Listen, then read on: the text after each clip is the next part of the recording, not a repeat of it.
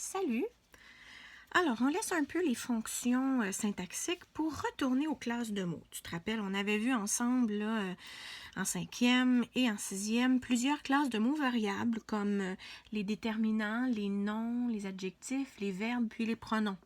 Tu te rappelles, il y a 8 classes de mots en français et tous les mots sont classés à l'intérieur de ces 8 classes-là. Celles qui sont variables, ça veut dire celles qui peuvent changer. On peut les mettre au pluriel, on peut les accorder comme un verbe en changeant les terminaisons. Mais ça, ce sont les classes de mots variables. Nous, aujourd'hui, ce qu'on fait, c'est qu'on va faire la révision de ces 5 classes de mots variables.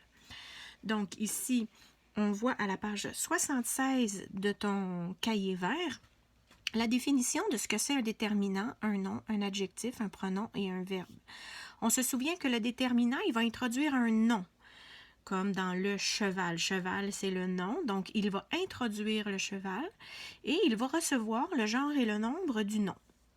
Le nom, lui, il va désigner une réalité, puis il va donner son genre et son nombre au déterminant et à l'adjectif. Puis l'adjectif, c'est un mot qui va compléter le nom. Il va ajouter un sens nouveau au nom. Donc, il dit comment est le nom. Et lui aussi, il reçoit du nom, son genre et son nombre. Le pronom, lui, c'est un petit mot qu'on va utiliser pour remplacer un nom ou un groupe de mots. Comme si je dis la fille marche dans la rue, je pourrais dire elle marche dans la rue. Le pronom va remplacer la fille. On s'en sert souvent pour éviter de répéter. La fille marche dans la rue et la fille trébuche. Donc ici, pour éviter de répéter la fille parce que ça fait trop lourd dans une phrase, je vais utiliser un pronom. La fille se promène dans la rue et elle trébuche. Trébuche, pardon. Le verbe dans une phrase, il exprime l'action et il se conjugue ou bien il est à l'infinitif. Et là, ici, ce type d'accord-là, c'est pas en genre et en nombre. Hein? Le type d'accord d'un verbe, c'est plein de terminaisons. Là. Ne prenons pour exemple que l'imparfait. AIS, AIS, AIT, IONS, IEZ, AIENT. C'est une façon de s'accorder, ça c'est en fonction du sujet. Donc, les classes de mots variables, ce sont ces 5 classes-là. Donc ici, j'ai fait des phrases plutôt simples dans lesquelles... Ça, c'est mon chien, je m'excuse, il pense qu'il y a quelqu'un, mais il n'y a personne. Il y a des phrases plutôt simples où tu devras dire chacun des mots correspond à quelle classe de mots. Puis si c'est possible, on va préciser dans la classe de mots de quel type de déterminant ou c'est ça. Okay, on va préciser de quel type de déterminant il s'agit. Alors, allons-y avec la première phrase. Plusieurs automobilistes imprudents causent des accidents graves. Ici, plusieurs. Plusieurs est placé devant le nom automobiliste. Plusieurs, c'est ce qui va l'introduire. C'est donc un déterminant. Et on avait vu ensemble que des déterminants, il y en avait plusieurs catégories. Le mot plusieurs, est-ce qu'il te dit exactement combien il y en a? Des automobilistes, non. On sait qu'ils sont beaucoup, mais on n'a pas de nombre exact. C'est pas complètement défini comme nom. Donc, on va dire que c'est un déterminant indéfini. C'est comme ça qu'on l'appelle. Automobiliste, ben, c'est une réalité, c'est une chose, c'est une personne, donc c'est un nom. Imprudent. Ils sont comment les automobilistes? Ils sont imprudents. C'est une façon d'être qu'ils ont, les automobilistes, d'être imprudents. Donc, ça s'accroche à un nom. C'est un adjectif. Ils causent. Cause, c'est le verbe causer des accidents. C'est donc un verbe. On pourrait dire que c'est un verbe d'action par opposition au verbe d'état. Mais ici, c'est un verbe d'action. Des accidents graves, c'est un autre groupe du nom là-dedans. Des accidents graves, des va introduire le nom accident. Donc, c'est un déterminant lui aussi. Puis, le des est considéré comme indéfini lui aussi parce que des accidents graves, on ne sait pas combien exactement. Accident, c'est un nom. Ils sont comment les accidents? Ils sont graves. Donc, ici, ce sera un adjectif.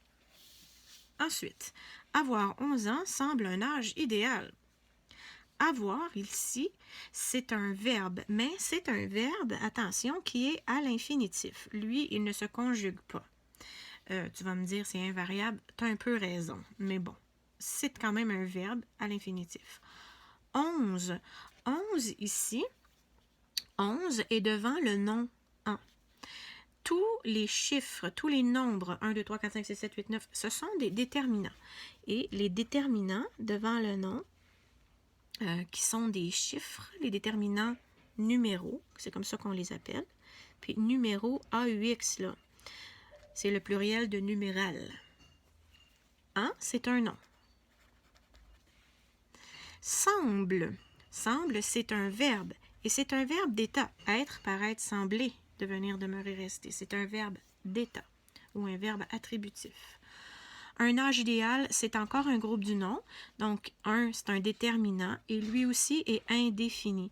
Dans les déterminants indéfinis, il y a un, une, des. C'est ça, les déterminants indéfinis les plus courants. Il y a aussi plusieurs, certains, beaucoup de. Bien, ceux-là sont plus rares un peu. Âge, c'est un nom. Et il est comment l'âge? Il est idéal. C'est un adjectif. Donc ici, j'espère que ce petit exercice-là t'aide à te rappeler quelles sont les classes de mots variables qu'on a vues. Et là, j'ai à la page 77 un autre petit exercice. Tu peux peut-être faire pause, essayer de le faire et puis revenir me voir avec la correction après. Alors vas-y, si tu ressens le besoin de le faire de façon autonome. Donc, à partir de ce texte, réponds aux questions suivantes. Mon animal de compagnie a 2 longues oreilles et une fourrure extrêmement douce. Il adore gruger des carottes et se faire flatter. Certains jours, il lui arrive de sauter d'un pupitre à l'autre car il vit dans notre classe. Son nom est Coco et c'est un lapin nain. Je l'ai acheté chez un éleveur de Saint-Bruno. OK. Un beau petit texte, ça aurait pu être Denis, mais non, c'est Coco. À partir de ce texte, réponds aux questions. Trouve 7 verbes conjugués. Bon, je vais sortir mes marqueurs. Avant de les écrire, je vais m'assurer de les avoir bien trouvés. Des verbes conjugués. Mon animal de compagnie a 2 longues oreilles. Ici, j'ai le verbe avoir et il est conjugué au présent. J'ai, tu as, il a. Et une fourrure extrêmement douce. Je ne vois pas d'autres verbes là-dedans. Il adore gruger des carottes. Adore, c'est le verbe adorer au présent. Il adore gruger. Gruger ici, est-ce que c'est un verbe conjugué? Non. C'est un verbe à l'infinitif. C'est le nom du verbe. Lui, il ne s'accorde pas. Il reste toujours écrit de cette façon-là. Il adore gruger des carottes et se faire flatter. Faire, c'est le nom du verbe, ça aussi. C'est l'infinitif. Et puis flatter, c'est le nom du verbe aussi, ER. Tu vois ici, là, dans la même phrase, il y a 3 verbes à l'infinitif. Ça se peut, mais ils ne sont pas conjugués, donc je ne peux pas les choisir. Certains jours, il lui arrive de sauter. Il arrive, c'est un verbe impersonnel. À cause du il ici, il arrive que, c'est impersonnel. Il arrive, mais quand même, il se conjugue. De sauter, encore un verbe à l'infinitif, ça compte pas. D'un pupitre à l'autre, car il vit dans notre classe. Ici, il vit, le verbe vivre au présent. Je suis rendue à 4. Son nom est Coco. Et c'est un lapin nain. Ici, j'ai encore est. Je l'ai acheté chez un éleveur de Saint-Bruno. Ici, le verbe, c'est un temps composé. Et acheté, c'est du passé composé. J'ai acheté, tu as acheté, il a acheté. Ici, j'aurais mes 7. 1, 2, 3, 4, 5, 6, 7. Donc là, est-ce que j'en ai oublié? Je ne crois pas. Donc, il y aurait a, il y aurait adore, il y aurait arrive, il y aurait vit, est, encore un est, puis et acheté. Et voilà. Maintenant, 4 verbes à l'infinitif. Ah ben, dis donc, on en a parlé justement. Je vais les mettre en vert, tiens. On avait dit gruger, on avait dit faire, flatter, sauter. Est-ce qu'il y en a d'autres? Non, ce sont les seuls. Alors, j'en ai trouvé gruger, faire,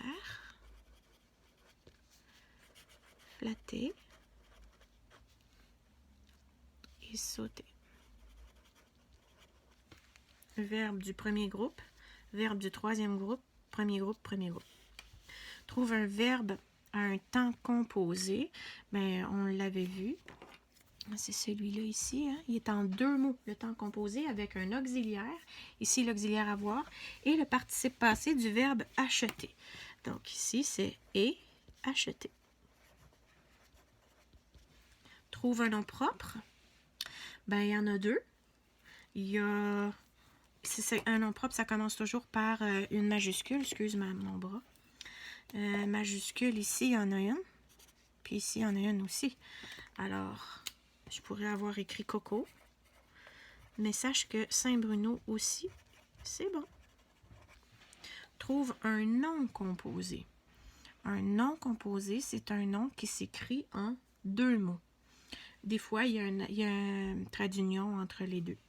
Donc ici, ben, on l'a déjà dit avant, mais c'est Saint-Bruno.